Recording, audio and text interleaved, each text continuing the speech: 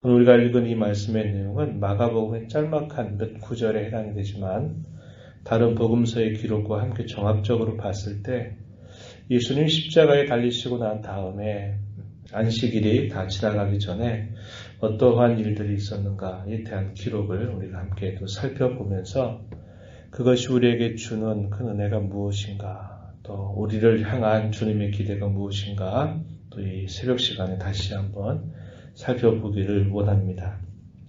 우리가 본문을 통해서 확인하게 되는 중요한 내용 두 가지가 있어요. 하나는 뭐냐면 예수님은 확실하게 죽으셨다라고 하는 사실입니다.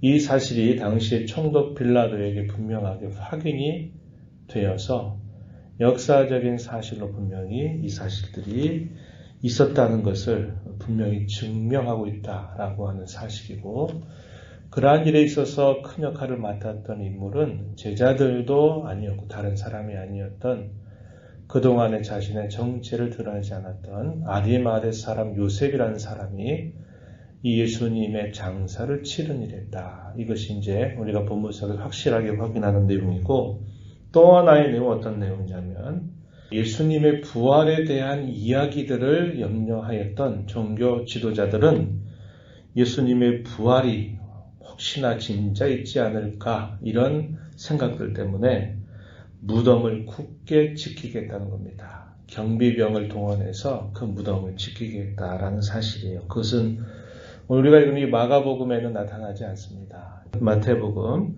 27장 마지막 부분에 보게 되면요, 이러한 내용들이 소개가 되고 있습니다. 경비병을 통해서 무덤을 굳게 지키게 했다라는 사실입니다. 이것이 우리에게 암시해주는 건 뭐냐면 예수님은 부활을 기다리고 계신다라는 사실입니다. 그래서 우리가 이 예수님이 십자가에 달려 돌아가시고 안식 후 첫날 주일이 임하기 전 우리가 확인하게 되는 그 두 가지의 내용은 예수님 분명히 죽으셨다라는 사실, 그분은 약속하신 대로 부활을 앞두고 있다라고 하는 사실을 우리에게 확인시켜 준다는 겁니다. 당시의 종교 지도자들은 자신들이 원하는 대로 나사렛 예수를 처형하도록 했습니다. 마침내 나사렛 예수를 십자가의 형을 당하게 했다는 겁니다. 그 십자가의 형은 구원을 위한 형이다, 이렇게 말하기 너무나 모순되는 이야기죠.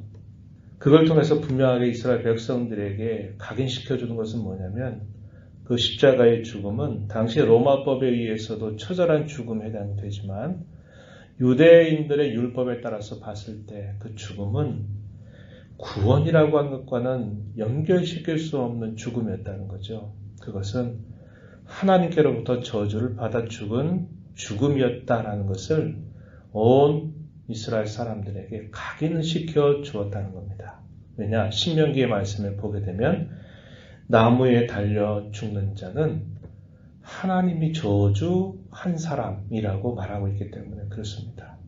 그래서 당시에 종교 지도자들이나 이스라엘 사람들이 봤을 때 저분이 정말 메시아라면 저 십자가에서 죽으시면 안 되고 저기에서 내려오셔야지 어떻게 십자가에서 저렇게 죽음을 당하느냐. 그 죽음은 이방 사람들이 봤을 때도 치욕스럽고 참 부끄러운 죽음이고 고통스러운 죽음이지만 유대인들의 시각에 봤을 때는 구원과 상관없는 저주다, 이렇게 생각을 한 것입니다. 그래서 종교 지도자들은 안도의 한숨을 쉬었을 것입니다.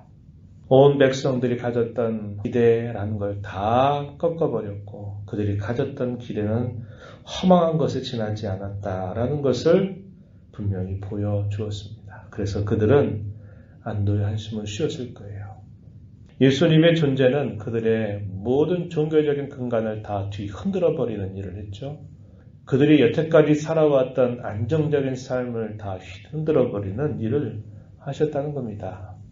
이 십자가를 지시기 전까지만 해도 그들의 외식과 위선, 그들의 잘못된 신앙, 독사의 자식들처럼 그들을 향해서 저주하셨던 그 주님이 이제 십자가의 죽음을 통해서 끝이 나버리니까 이 종교 지도자들은 좋아했을 거예요. 사탄도 이러한 일들을 두고는 이제 모든 것이 다 끝났다, 승리했다라고 생각했었는지 몰라요. 그런데 예수님의 죽음으로 그들의 격전이 끝난 것은 아니었다는 겁니다. 진짜 싸움이 이 죽음으로 말미암아 시작된다는 겁니다. 죄의 권세와 죄의 형벌이 결국 보여주는 최종적인 자리는 뭐냐? 사망이라고 하는 것이거든요. 그런데 사망이 닥쳤으니까 다 이제 끝났다 이렇게 생각을 할 수 있는데 가장 원하는 최종적인 것을 분명하게 보여주고 난 이후에 그것을 완전히 부셔버리는 일을 이제 하실 것이기 때문에 그러다는 겁니다.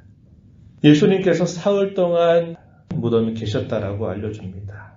날로 이야기하면 3일이지만 실제적으로 시간으로 따져봤을 때는 결국 긴 시간이 아니었습니다. 우리가 상식적으로 생각을 해봐도 예수님께서 금요일 날 오전 9시에 십자가에 달리시죠. 그리고 6시간 만에 예수님께서 운명을 하시게 됩니다. 오후 3시경입니다. 그리고 이제 안식일을 맞고 안식일이 지나고 난 24시간이 지나고 나서 안식 후 첫날 새벽에 부활하신단 말이죠. 37시간, 한 38시간 정도. 만 하루 반 정도의 시간, 그런 정도 되지 않겠습니까? 이런 정도의 시간이 흘러간 것입니다. 그 시간을 통해서 분명하게 보여주는 것은 예수님은 분명히 죽으셨다라는 사실이었습니다.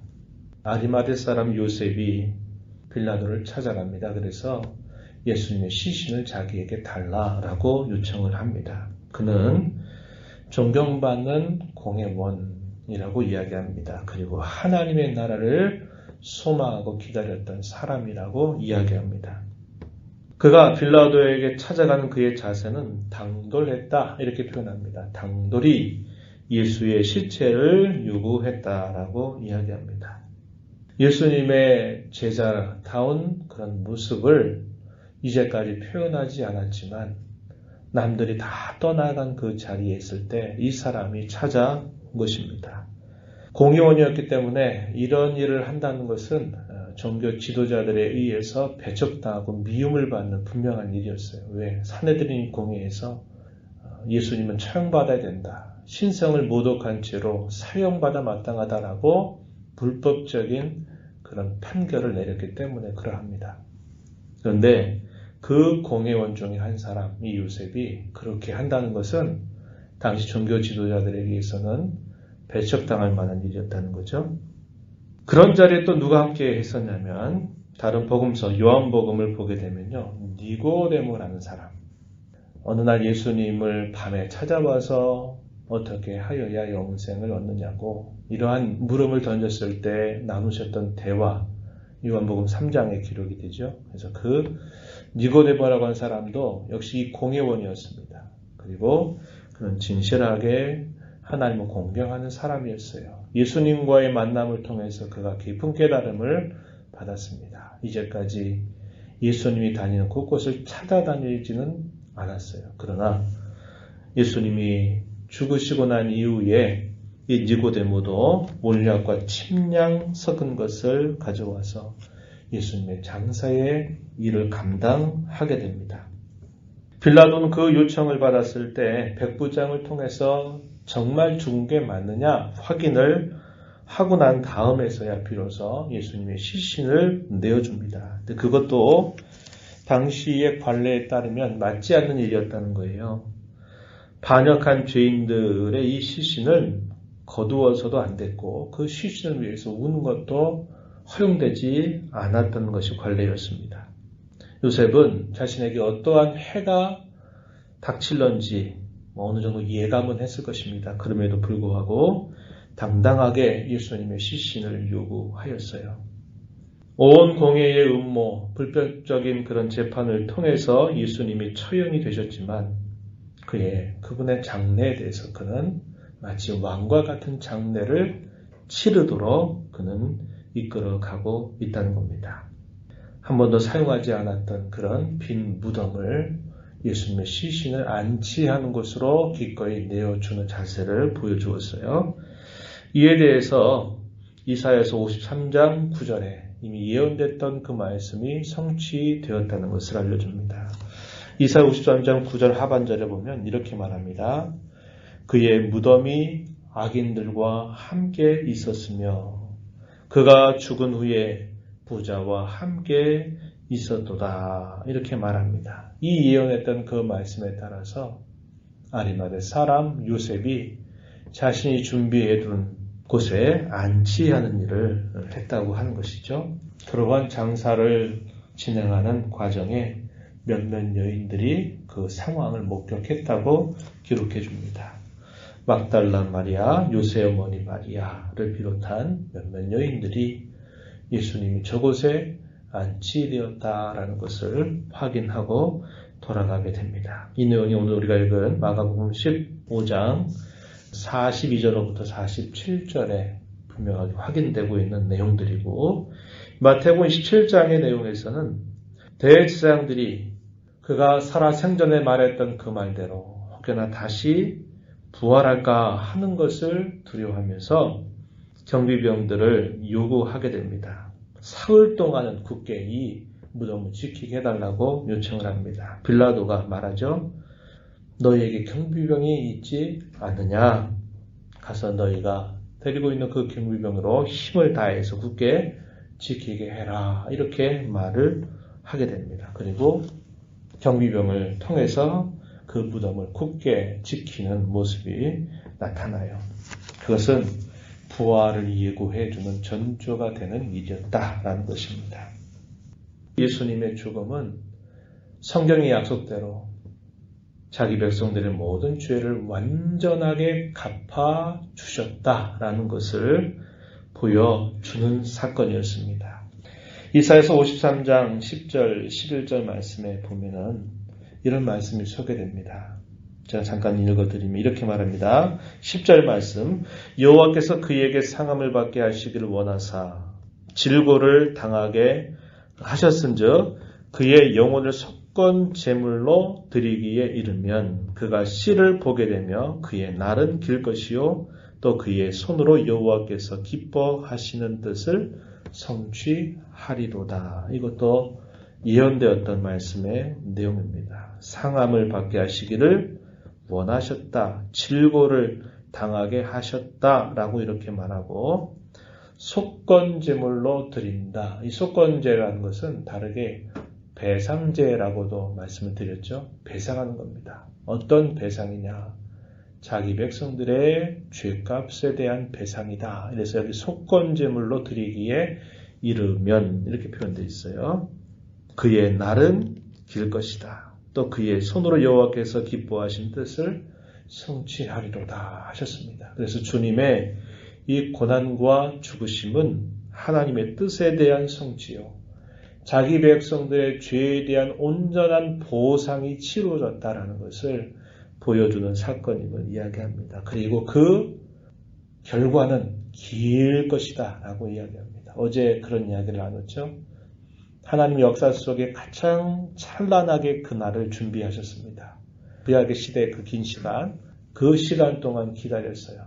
그리고 예수님이 이 땅에 탄생하셨고 그분이 고난당하셔서 죽으셨다고 하는 사실을 준비하신 겁니다. 그러나 그 효력은 이미 구약 시대에 있는 성도들에게도 미쳤고 그 예수님의 죽음과 부활 이후에 있는 모든 사람들에게도 그 효력이 미치고 있다는 겁니다. 그의 날은 참으로 길게 하셨다고 이야기해 주는 것이에요. 우리가 이 사실을 통해서 분명하게 확인한 것은 우리의 모든 죄를 다 배상하셨다. 다 갚아주셨다라는 사실을 확인하면서 우리가 하나님 앞에 영생을 얻게 된 그 은혜를 다시 한번 생각하면서 감사, 찬양하는 새벽이 되기를 바랍니다.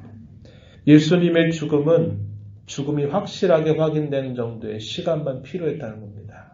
그리고 예수님은 이 사망의 권세를 깨뜨리시고 부활하시면서 승리하시는 모습을 보여주실 것입니다. 우리 성도가 이 땅에 살아가는 삶 속에서도 우리가 당하는 여러 고난과 시련이라고 하는 게 있습니다. 그런데 그 고난과 시련이 영광으로 바뀌는 그 시간은 긴 시간이 아니라는 거예요. 고난은 잠깐이지만 우리가 누리게 될 그 영광은 영원한 것입니다. 우리가 그걸 분명히 생각해야 된다는 거죠. 예수님의 이 죽으심, 그 죽으심이 확인되자마자 이제 다시 그 사망 원세를 깨뜨리고 승리하셨던 것처럼 우리에게 당한 이 고난의 시간도 잠깐이라는 겁니다. 이 잠깐이 지나면 영원한 영광이 우리를 기다리고 있다는 것을 우리가 기억하면서 이런 확신과 인내를 가지고 우리가 당하는 여러 많은 어려움들을 잘 이겨나가는 힘을 길러가는 저와 여러분이 되기를 바랍니다. 코로나19 사태도 마찬가지일 것이요. 우리가 인생을 살아가면서 겪는 많은 역경과 시련도 마찬가지라고 하는 것을 깊이 생각해야 합니다. 그 짧은 고난의 순간 동안 우리가 뭐 하면 안 될까요? 사탄의 공격으로 완전히 쓰러져 버리면 안 돼요. 실족하면 안 된다 이 말입니다. 그 잠시 잠깐 동안 사단은 온갖 공격을 퍼부을 거예요. 그래서 다시는 일어서지 못하도록 짓눌러 버리려고 할 겁니다. 그럴 때 우리에게 필요한 게 뭘까요? 견디는 거죠. 그리고 분명히 주께서 나를 일으켜 세우시리라고 하는 확신을 가지고 맞서 싸우는 것입니다. 그 짧은 순간 동안 완전히 쓰러지지 않도록 우리 자신을 잘 지켜나가는 자세를 가져야 한다고 하는 것입니다. 이런 말씀들을 우리 마음에 새기고 그까지 주님을 충성스럽게 섬겨가는 저와 여러분 모두가 되기를 진심으로 바랍니다.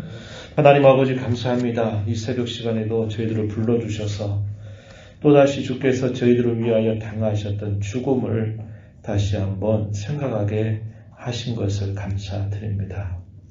예수님의 죽음이 확실했다고 하는 것만큼 주님의 죽음은 우리의 모든 죄값을 완전하게 갚아주신 그 죽음이었다는 것을 깨닫게 하시고 그 죽음이 이제 생명을 삼킨 것이 아니라 그 죽음이 확인된 이후로 이제 생명을 사망의 권세를 깨뜨리는 그 승리를 기다리고 있음을 저희가 또다시 살펴보게 하신 것을 감사드립니다. 주님의 고난이 잠시 잠깐이었다고 하는 것을 우리가 생각하면서 우리가 이 땅에 당하는 고난도 영원한 영광에 비하여서 잠시 잠깐일 것을 언제나 기억하며 사단의 온갖 공격 속에서 무너지지 않게 쓰러지지 않게 저희들의 마음을 또 저희들의 믿음을 잘 지켜가는 복된 삶이 되도록 인도하여 주시옵소서. 주님을 향해서 자신이 주님을 따르고 있음을 어려운 중에도 자신의 신분을 노출하면서까지 주님의 장사를 위하여 힘써 섬겼던 아리마대 사람 요셉, 니고데모와 같이 우리의 신앙을 모든 사람들 앞에 성실하게 드러낸 대로 살아가는 복된 삶이 되게 하여 주시옵소서. 은혜의 보좌 앞에 나와서 아버지의 은혜를 간절하게 구하는 모든 심령들의 간구를 들어주시고 응답하여 주시옵소서. 귀하신 예수님 이름으로 기도하옵나이다. 아멘.